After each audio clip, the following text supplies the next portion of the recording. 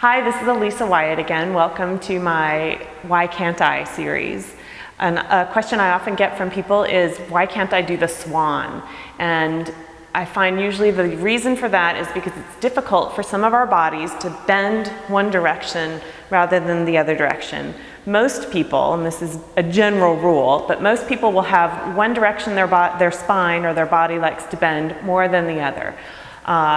I happen to be a person who has an easier time bending forward, so this is an exercise for me as well. So here I am on my tummy, and one of the reasons it's difficult for many of us to do the Swan or any exercise that requires us to lift this way is because either the muscles in our back are weak or the muscles in our front are tight, or a combination of both. So as we turn over onto our tummy, number one, you really want to support your lower back with your belly. So this is pulling in deeply as if I needed to slide a piece of paper right underneath my tummy. So I'm pulling in deeply there, hugging the legs together, stretching out in two directions. And then I'm going to start out with my hands further forward, in fact, in front of my head. Okay? And then from there, we're going to start as if there's a ball right in front of the nose. Roll your ball away and lift your chest. Continually reaching out through the crown of your head, lift your belly, and make it so that more of your back muscles and your belly muscles are working than your hands pressing. You want to lift up almost without your hands at all. And when you have to, add your hands. So you're really lifting your belly and stretching your chest forward. Lengthen all of that and try and stretch forward still as you come back down. We'll do the same thing again. Legs are trying to hug together, pulling in the belly, lifting up the chest. Lengthen, come up as far as you can without your hands, and then stretch your hands and reach your chest forward even more. Don't lose your tummy. You really want to pull it up. And then lengthen and come back down. This takes time and practice.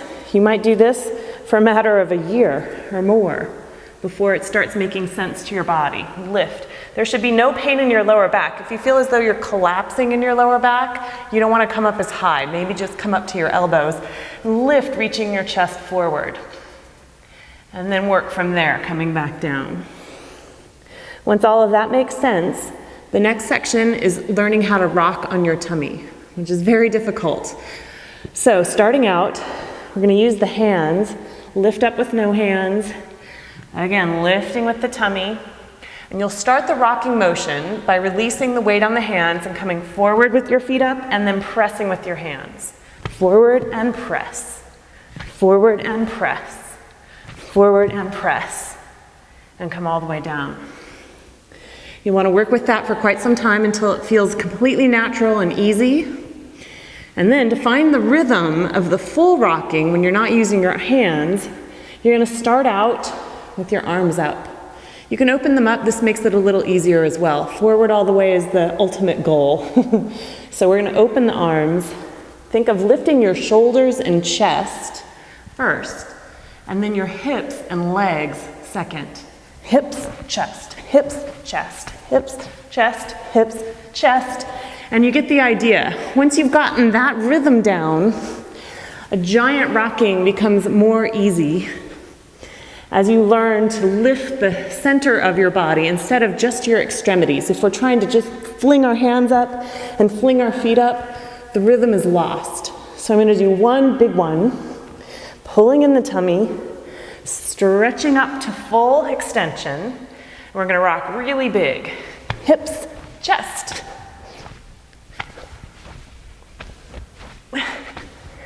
And last time. Come to a stop and have a seat on your heels. You want to stretch your back each time you perform the Swan. You want to lengthen these muscles. They work hard. And roll up. And as you can see, it's a difficult exercise for me as well. I have a hard time keeping my legs together, keeping that stretched out feeling. It's something that I'll always work on. I always think of the exercises that are difficult, the ones that I don't like. Those are the ones that I really need. This is an exercise I will always need to keep my chest open and my back lifted and strong. And that's probably true for you too. Have a great day. Thanks for watching.